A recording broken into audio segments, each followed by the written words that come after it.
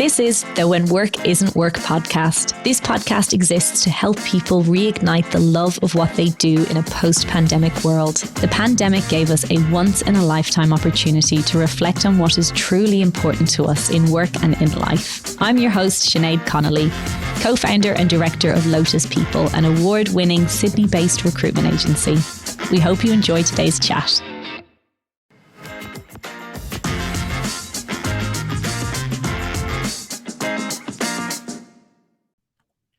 Today, I am joined by the formidable Abbie White, the CEO and founder of Sales Redefined. Abbie is a keynote speaker, a passionate podcaster, and a fellow expat hailing from the UK originally. Abbie and I connected during COVID when I saw her speak for Business Chicks. And since then, I have absolutely loved following her business journey and all of her success. Abbie is an absolute force, and I am so excited for everyone to hear this conversation. Abbie, hello. Good morning. Thank you for having me.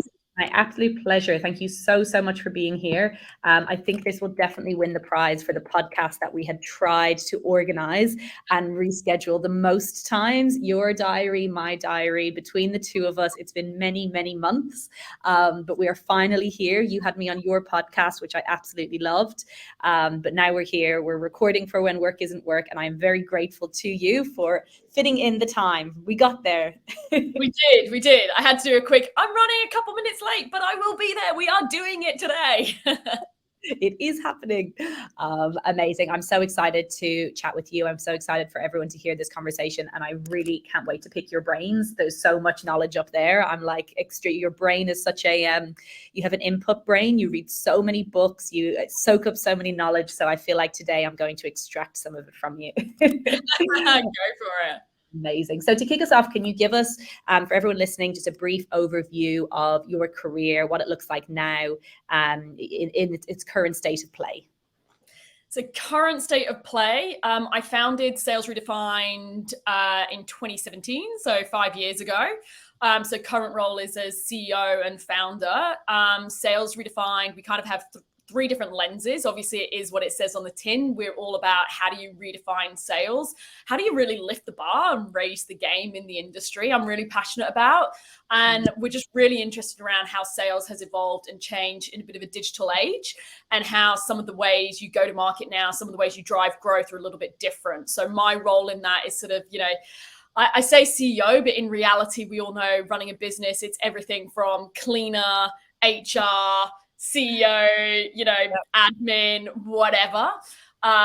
But we are, essentially helping businesses on their growth journey, be it through consulting, be it through strategy, be it through enablement, or now the vast majority of our business, over 90%, is actually doing and doing sales and marketing campaigns for companies and helping them with their lead generation and their growth and springing into action and the execution part of it. Amazing. Even as you're saying that, I'm like, I can't wait to engage you for this work myself. Like, come to Lotus, make everything more efficient. No, it's awesome. And I love so much that the lens you put on things, it's so refreshing. And I think there's not many people in the market that do what you do and what the business does, and how you present that to market is so impressive. So it's an awesome business that you have. Your background, you obviously have had a corporate sales career. So you worked for IBM, you held many roles there, you worked your way up. Taking the leap from sort of comfort, safety of a corporate role and jumping into starting your own business, what made you do it? How did that decision come to be? It probably in a way was sort of stars coming into alignment, which is really cheesy. But I think it kind of played really nicely for me. I was at IBM as their national sales manager, and the part of the business I was working for got sold off as part of a divestiture. So I went over to the new company who'd acquired us. And after a couple months, just thought, I just want a bit of a change. It's not what I want to do anymore. And I think I'd been so career orientated and driven that, still am, but just that, right, I want to get to national sales manager, and I want to get to this and I want to get to that. And as I started doing the roles, I was like, it's not kind of maybe what I thought it was going to be. It's not necessarily, lighting me up as much as I thought it was going to. And I think the divestiture in a way was the beautiful thing that happened that probably forced the change. And would I have done it without that? Maybe, maybe not. But it was sort of a great opportunity for me. And at the time, one of my friends had a business and he was looking for a business partner for an Australian entity. He was running the New Zealand entity. And I think through watching and admiring that friend having his business and what he was doing, I got really inspired to be like, I can start my own business. And I think for me, it was kind of a safe way to do it, almost as like startup university, by joining him as a business partner, because he'd been in business for so long that, you know, when I'm getting excited about, let's sort the logo, and he's like, let's get some business. Yeah. I think it was kind of a really great way to enter having my own business, because I think if I'd just gone completely solo, I wouldn't have had a clue. So I did that business with him for 2 years and then just went, yeah, I want to go out on my own. And there was a few different factors for me that were starting to change around starting a family and things like that I wanted different dynamic. So yeah, I think it was probably a sequence of events of the divestiture, but also having the right friend around me that was like, that's interesting, I could do that. And he kind of was encouraging. It's I know you say with the stars aligning, it can almost sound woo-woo, and you don't want to attribute sort of a career of success and focus to things that are sort of out of our control. But at the same time, I do think there is an element of things showing up when they're meant to, and leaning into opportunities and taking them up as you have. And it's funny, as you said that, I think of my own experience with setting up Lotus. I set it up with business partners, and they were exactly that. We were running around focusing on the branding, so excited about the logo and the business and what we stood for and the values, which are all really important things. But we had support from business partners who were all over the financials and the P&L and the stuff that essentially allows your business to keep running. But over time, exactly like you have described, that dynamic shifted, and I became extremely competent in all of those other aspects. And then the partnership, I had the opportunity to buy them out recently. And so now I'm like, okay, of course I should own 100% of this business. And of course I can do all of it. But sometimes when you have people like that show up, where you can lean into knowing that, have the humility, I think, and drop the ego enough to know that you will learn from other people around you, and that there's a huge opportunity to learn from the people in your network and in your community. It's it can create an incredible trajectory that you wouldn't even necessarily have planned for at that time. So that's amazing that you had that experience as a foundation. Yeah, I agree with you. It's almost like startup university, because you're around people, same as you know, you're around people with business partners who have got more experience than you and can kind of take you on that journey, because it is so different running, you know, I was running $100 million business at IBM, but you've got a finance department and HR, and you've got, you know, all the other support factors around there. It's very, very different to, you know, your own business when you don't have that. So I agree with you. Yeah, 100%. And obviously your career was within sales.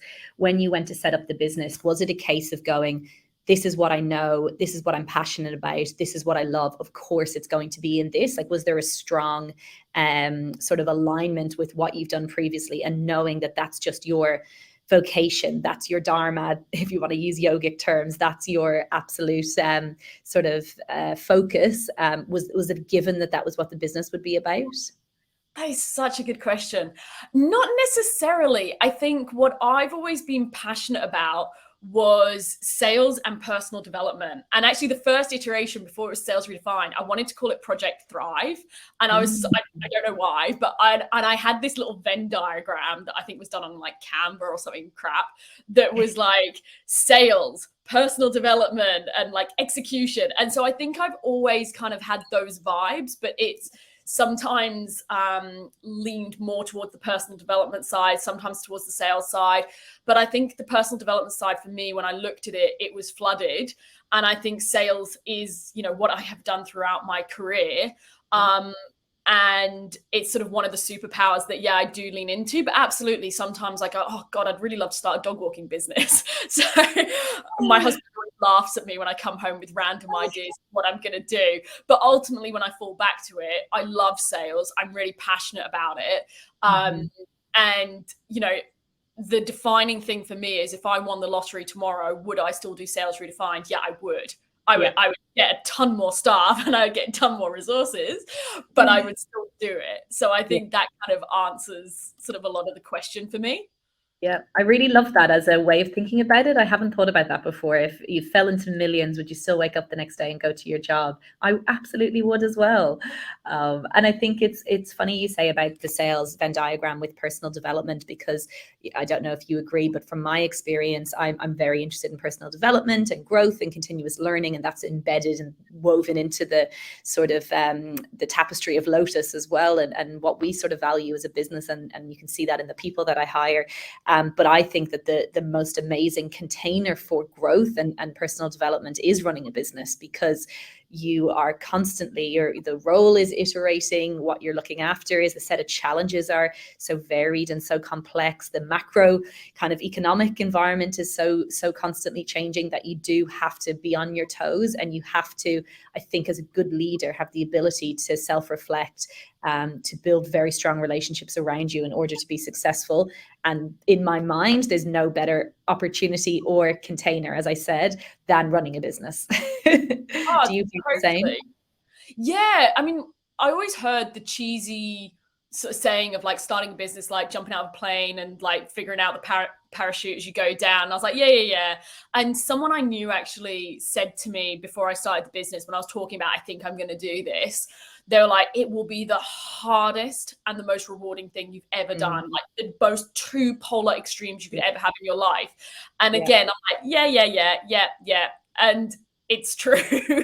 And I think it does. It forces you in so many uncomfortable places, and you have no choice. I can't resign. Well, I mean, I could, but you know, it's probably not a great option. And I think that I do love that. One of my favorite expressions and sort of sayings is growth and comfort do not coexist. And so I kind of strive to be on that edge of a little bit uncomfortable, because I'm continuously growing, and I want my team not to be out of their comfort zone so much that it's too far, but how do you take one step out?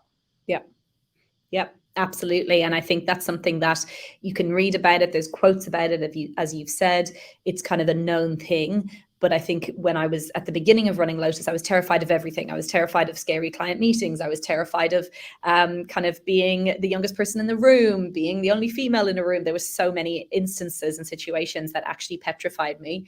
And if I think back then to what my comfort zone was versus what it is now, because intuitively I knew that if I continued to push ever so slightly constantly out of my comfort zone, it would just expand and expand and expand. And I think rather than our worlds getting smaller, if we lean into the comfort zone and to the discomfort of leaving it, then your life is set up to be so much bigger and so much more expansive, because you are in a position where you can take on and experience so much more.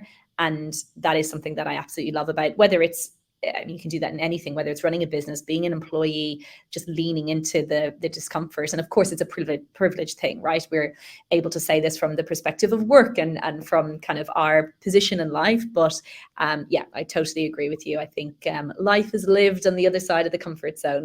Yeah, I agree with you.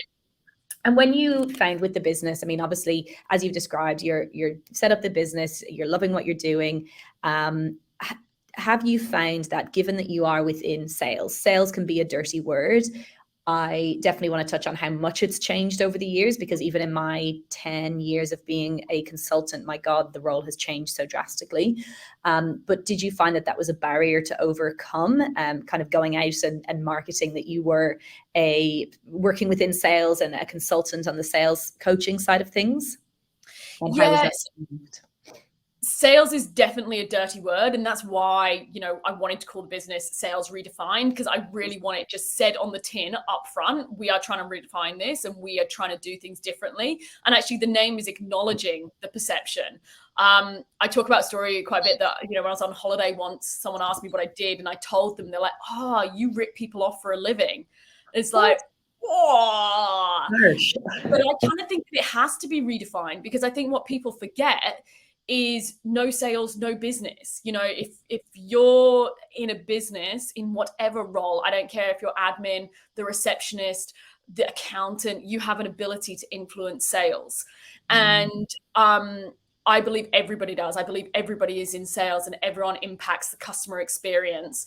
And so I think that it does need to be redefined. So yeah, going out to market with that, in a way, it's a challenge because there's a dirty word, but in a way, it's the opportunity. It's the opportunity to redefine it and do it our own way. And I think for me as well, probably shouldn't say this, but I'm going to. I think there was also an opportunity for me because there's not many women in this space. And I would say it's quite, older male dominated space, if we can talk to that. And I think that in a way that presented a bit of an opportunity because, at the moment I'm doing quite a bit of keynote speaking, and the feedback I'm getting from speaker bureaus is you're the only woman in this space on our book. So to me, that's an opportunity. Absolutely. And isn't it funny how we kind of get to this stage of talking about it and we do dance around it a bit. It is such a heavy topic still, and yeah, there's so much sensitivity around it, but absolutely, like, that is an opportunity. And I think even with me starting Lotus, when I was definitely the youngest in the room. There wasn't that many female agency owners. There's a very strong diversity kind of split within recruitment as an industry, but not at the senior level.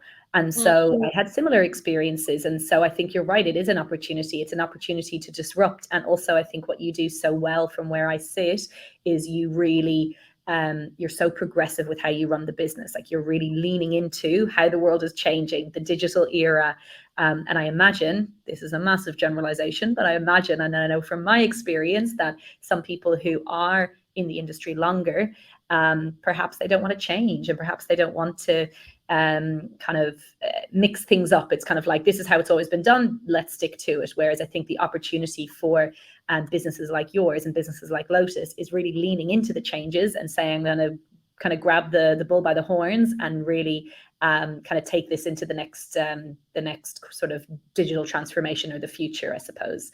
How has it all changed? What are you seeing? What are the trends in the businesses you work with? What is the kind of landscape at the moment? Yeah, I agree. So it's really interesting. This is kind of a very hot topic for me at the moment about change. One of the biggest conversations we're having at the moment with leaders is, the teams are stuck in traditional ways. As humans, we don't like change. And how do you create a transformation? So sales teams are still very traditional and not necessarily adapting to some of the changes that I'll talk to in a second. And a lot of sales teams are quite reactive mode. And we've, to a certain extent, the past couple of years had to be. And how do you shift into proactive mode? So in terms of the transition, look, obviously COVID forced us into all remote working and very much online remote sales and that sort of thing. But it's not just a COVID factor. I would argue sales progressed by 5 to 10 years, because also during that time, we all suddenly started going to e-commerce, but also buyers have started changing. If you look at it now, more millennials are coming up into senior decision-making roles, and how they're wanting to conduct that sales process is very different. They're researching online, they're consuming the content, they're starting the digital journey first, but not only. Then they'll pick up the conversation when they want to. 44% of millennials want a seller-free experience. So that doesn't mean it's the end of sales. It just means it's changing. So what we're seeing is it's digital first. I'll read, I'll educate, I'll survey my options, I'll narrow the field, and then I'll just decide the couple that I want to talk to, and then I'll pick up the phone to you. So I'm over 50% of the way through my decision-making process before I even reach out to you. So therefore, you don't want to miss 50% of the boat in sales. You have to therefore have, what is your digital sales strategy? How are your sales teams leveraging the social channels where people are hanging out? How are you using content to educate, to add value, to out contribute, to start a conversation, and then take it into a sales journey? And so I think that it is really, really, really, really changed how we go to market. We're now seeing the emergence of RevOps, being revenue generating teams coming together and breaking down a lot of the traditional silos and barriers. Because even if you think about it now, well, if I talk about digital sales, is that sales or is that marketing? Like, I don't know, it's a gray area. And that's why we've been talking as business marketing, because where we're seeing, the 2000% ROIs, the 7-figure outcomes, it's when sales and marketing come into alignment, they're on the same page, they're driving the bus in the same direction. Because otherwise you've got marketing generating leads and sales not following up, or marketing generating leads, but they might be the wrong leads, and or they're not, sales aren't aware of it. There's just this disconnect. It's like a divorced couple, and we're almost like the marriage counselor. And what we're now seeing is that's expanding beyond sales and marketing to now also include, well, how are technical pre-sales involved? How are product involved? How are customer experience involved? So it's really bringing together revenue generating teams, because if you've got those silos and those barriers that most businesses have, it's going to impact now customer experience. Customers want everything right now, instantly, today.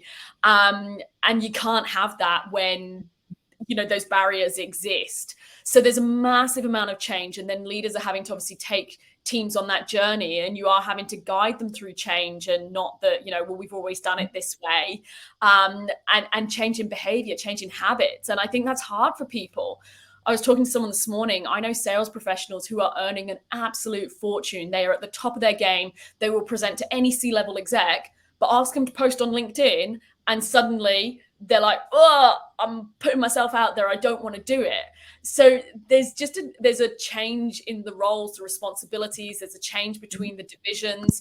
And I do think now's the time to jump on board, and major companies are doing it. Unilever just got rid of the CMO role and brought it together under one roof. They're looking at sales leaders, e-commerce, the sales channels, not sales people. So it's happening.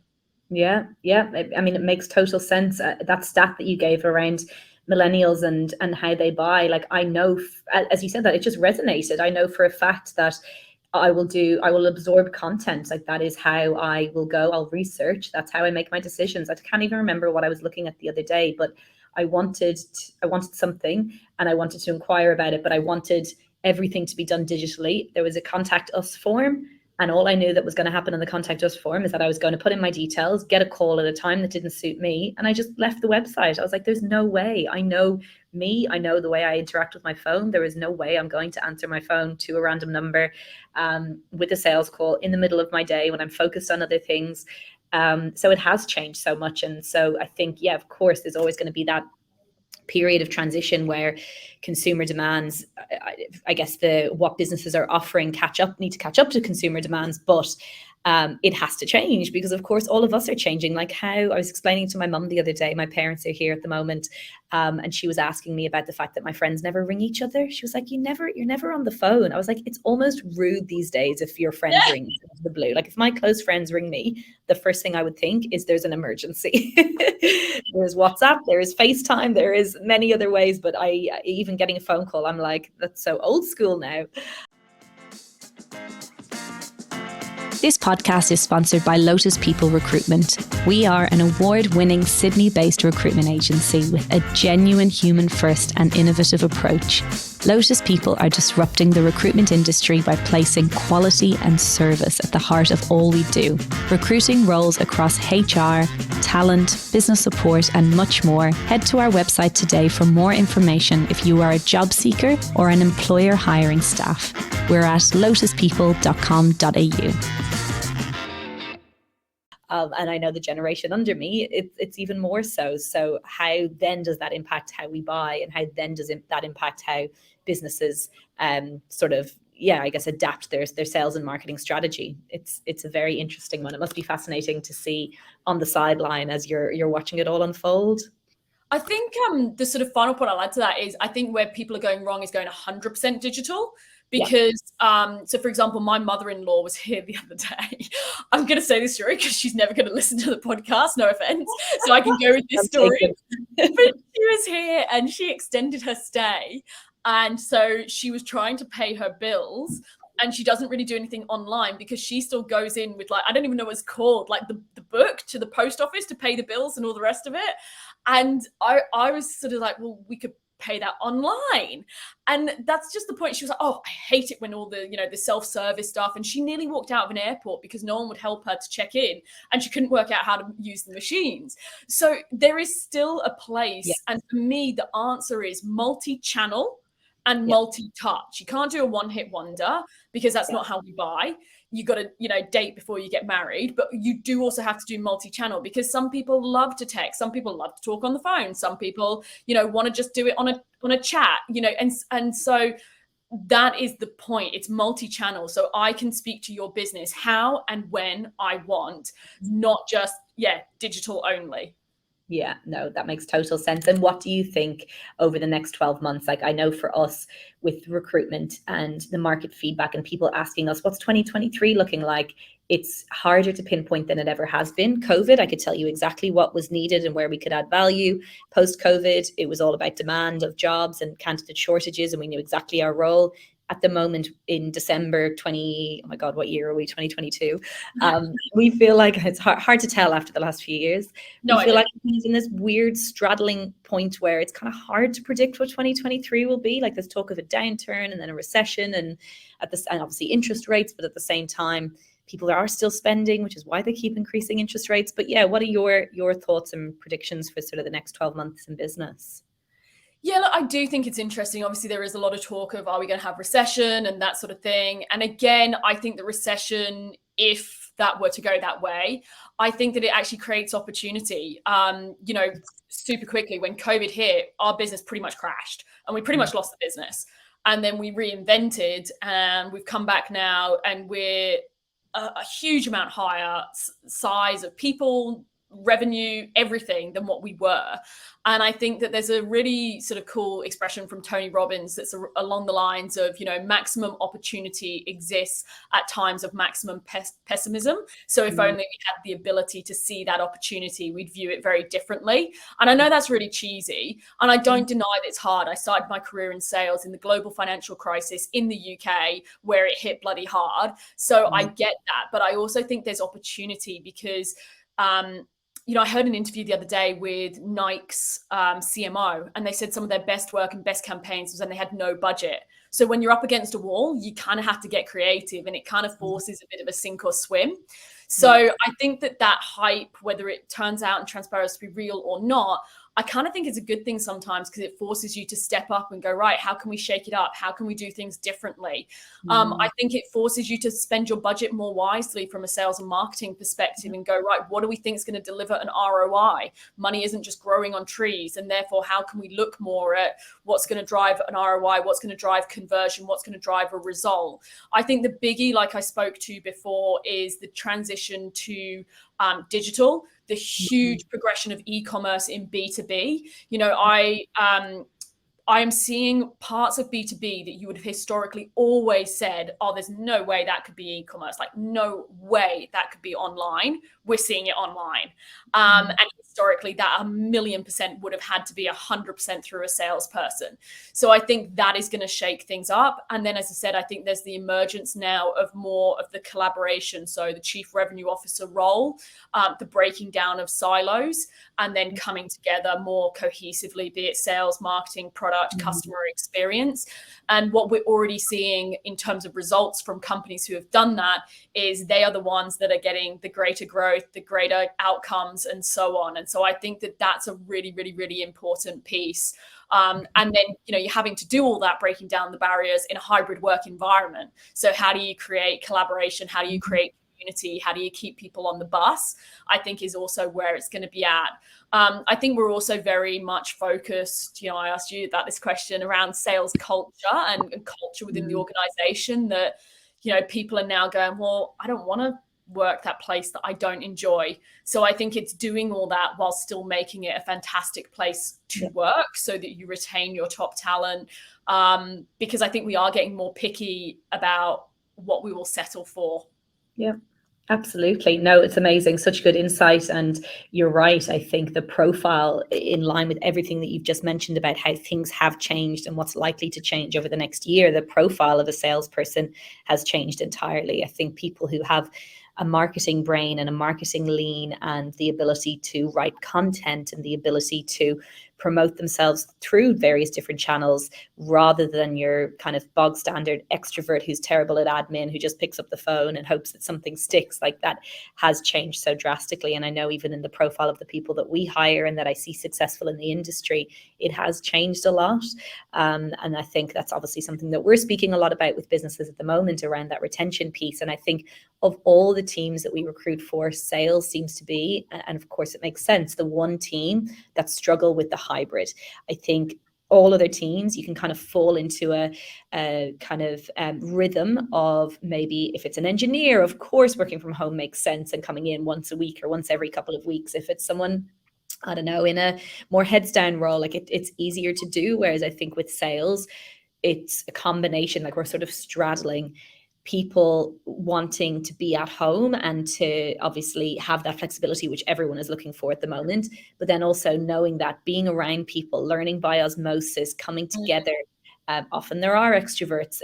Having that kind of connectivity is really, really important within a sales and marketing team as well. So it's a tricky one. It's a hard one to balance. And I think there's many businesses doing it right, but I don't think it's kind of a one size fits all. This is the solution. It's going to take a lot of consideration and a lot of sort of care in thinking about what's going to work for any particular business within that. But it's interesting. Yeah. An interesting point just to knock on to the end of that as well is when you're saying about the changing skill set of sales professionals and, do they have appreciation of marketing or content or other things? I absolutely think that, content shared by individuals rather than the company page typically gets 8 times more traction. And we definitely see it. So how are you getting on board that bus? But also how are you changing and adapting some of what you've historically done? There's no more just smile, dial, and how many, can I pump out 50 calls a day? What we're seeing now, if you look at the latest research on high performance sales, those that are exceeding quota are the ones that are reaching out less, but they're personalizing. So the future is hyper personalized, hyper tailored. I can't stand it when someone phones me and goes, can we help you with sales? Well, do you know what we do? Like, what are you doing? And so I think we don't accept that dear customer anymore. We want the personalized experience. And so, yeah, I think that's interesting that the sales professionals exceeding quota, as I said, are researching. They're checking out your website. They're checking out your LinkedIn. They're looking up about the company. Have you been in the news? They're then picking out the right content that might resonate with you. I understand that you guys are opening up 10 new stores, and actually we found, this piece around helping retailers to expand into new markets, blah, blah, blah. Thought it might be interesting. That is a slightly different approach to just picking up the phone and pumping out 50 calls. And like we said, we're actually seeing now that the people who are just calling are not only getting worse results, it's actually damaging results because get one shot.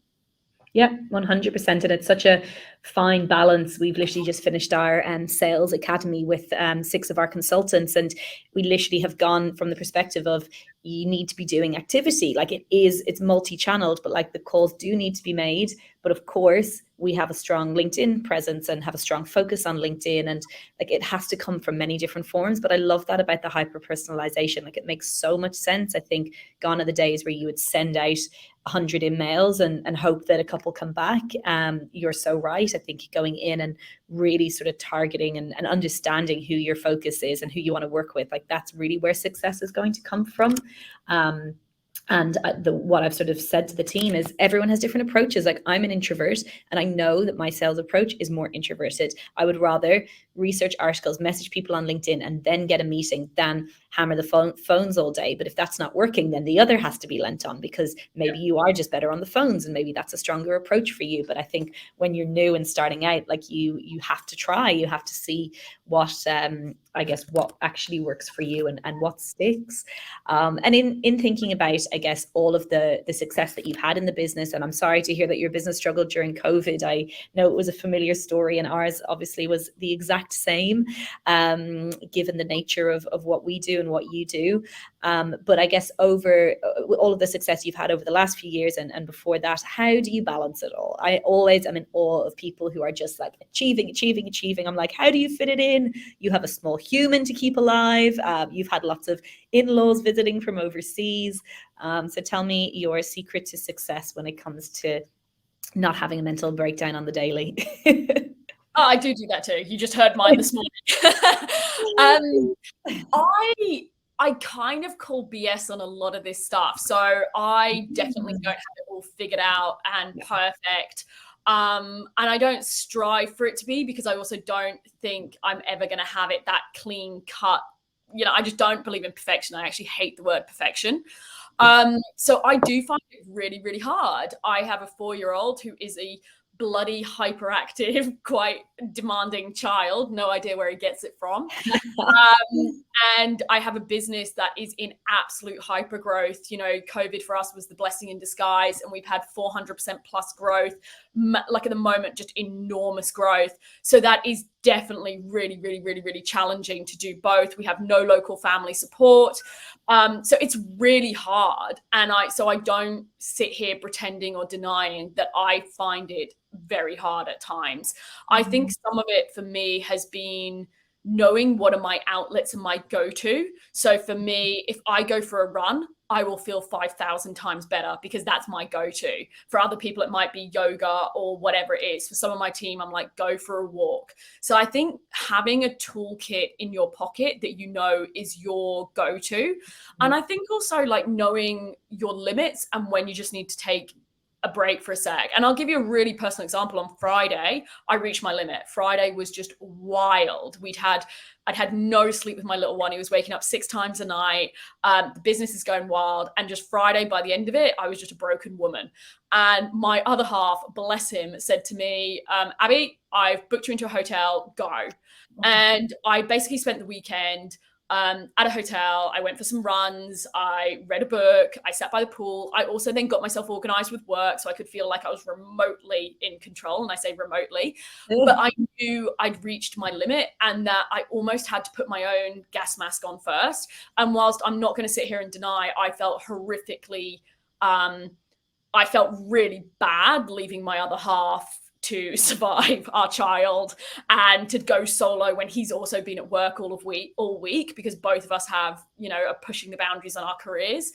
But I also just knew I couldn't be the mum, the wife, the business owner without taking that moment because I knew I'd reached my limit. So I think it's also knowing when you kind of just got to chill out for a sec. And I think I could have gone, oh, I'm not going to do it because I just feel really bad and it's putting it all on him, which I, you know, sent him 1,000 text messages saying I feel really bad, but I also just knew I had to do it. And I can't do that all the time. So I think the daily basis is whatever your rituals are, really, even if it's, you know, I used to, for me, if I didn't have an hour to go to the gym, I wouldn't bother. Whereas now that I have a child, I'm like, if I can run around the block for 10 minutes and do like 2K, done. So I think it's just small bite-sized toolkit that'll help you, because for me, I then feel better.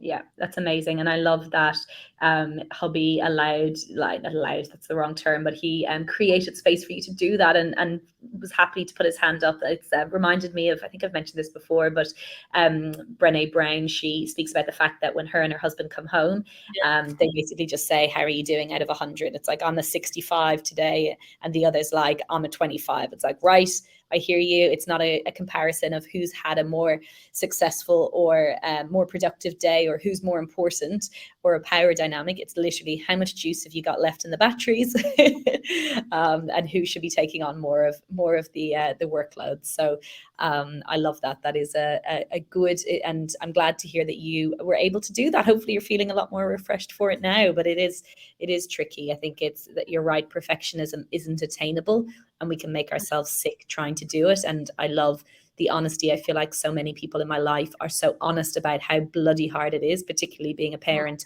and having a career alongside everything else, family, and whether it's spirituality or whether it's connection or socializing, whatever is important to you, you just can't do it all at once. Like something has to give. And I think the more honest we are about how bloody hard it is, I think it gives us more and more permission. It removes some of the shame and it gives us more permission to lean into the fact that none of us are perfect. So it's interesting. And in terms of, I mean, obviously in hearing you speak, I've always known that you're passionate about what you do. You run an amazing business. It's amazing that you're in hyper growth. For anyone who's listening, who's just not feeling like they're loving work, they're feeling like work is very much hard work. Do you have any advice about what they can do to sort of feel like they've got their groove back with it? I think it's sort of okay to go through fads where you're not loving it. Like, I don't love it every day. Again, it comes back to being realistic. It's definitely challenging for us at the moment. The stage of growth that we're at, it's pretty painful. So I'm a realist and I'm not expecting to go to work and every single day I'm like, yeah, this is great. I have days where I'm like, this is shit. So I think there's that in terms of what are you striving for that's reality. I think there's two things that have really influenced my thinking. One was when I was looking to come out to Australia and I spoke to someone who was a bit of a mentor of mine. I'm like, should I do it? Should I not? What do you think? And I'm like, oh, I don't know. And she's like, get on the beeping plane. What is the worst that can happen? I'm like, that's a really good point. I hate it and I go back. And a bit like when I left corporate, I was in quite a highly paid, highly respected corporate career and role. And most people thought I'd literally lost the plot to then go and start my own business. And people were waiting for me to just go back. And I got asked that a lot, like, when was I going to go back and sort of, crack on again? And I think that for me, what was the worst that happened? If it flopped or I hated it or I didn't want to do it anymore, or for whatever reason it didn't pan out, I feel confident enough that I could walk back in and get a job again. So there's kind of an element of what's the worst that can happen. Mm-hmm. And I think the other thing that I did that was really powerful, and this was my ex-business partner who taught me this, was almost doing like a spider diagram and putting in the middle, obviously you, and then what do you want? And then how can you achieve that? So for me, I want to be able to get to a point where I can spend more time between the UK and Australia, which is why I don't like following you on Instagram when you're in Ireland and I'm not there. So I want to spend more time going between the two. I want to get to a point where I've got flexibility around my little one and what I need to do with him. There's various things that I want to do from both a career and a personal and lifestyle perspective. So I sort of did this spider diagram of all the different things that I want. So starting with me, and then what can provide that. So when I've even thought, where you have the moments of being like, should I go back? And I compare, I go, well, actually, if I want to spend 6 months of the year, hypothetically, in the UK, then actually that particular role, I wouldn't be able to do it. So I'm not going to get what's on my spider diagram. So I kind of use that as my North Star. So when I get the crazy ideas, because I get a lot of them, and I kind of go, right, should I do this or should I not? I come back to that and go, this is what I want to build. This is what I value and what's important to me and the lifestyle that I want to set up. What therefore will create that lifestyle? And whilst day one in a business, clearly your lifestyle takes a big hit, you can start taking stepping stones towards it. Even this morning, as I phoned you and my little one's having a meltdown on drop off and all those sorts of things, he's had a difficult time recently where he's just changed to a preschool. I've had a lot more flexibility around, I chose to change my hours. I chose to reduce my hours. I chose to change how I was working to help him settle into his new school. I didn't have to ask anyone. I didn't have to ask permission. I didn't have to make up the time. I did have to make up the time, but just on my own terms. And so I think that diagram has helped guide my decision. But also, what's the worst that can happen? Yeah, 100%. I love that so much. And I guarantee you I'll be going away and doing a spider diagram. One of our business advisors, my general manager, Dave, and we caught up with him a few weeks ago, and he was like, I'd love a 3-year plan. I want to know, where are you headed? What are you doing? And I find it really hard to do something about it. I'm like, we can have a business plan and a budget and a kind of know exactly what we're forecasted to do for a year.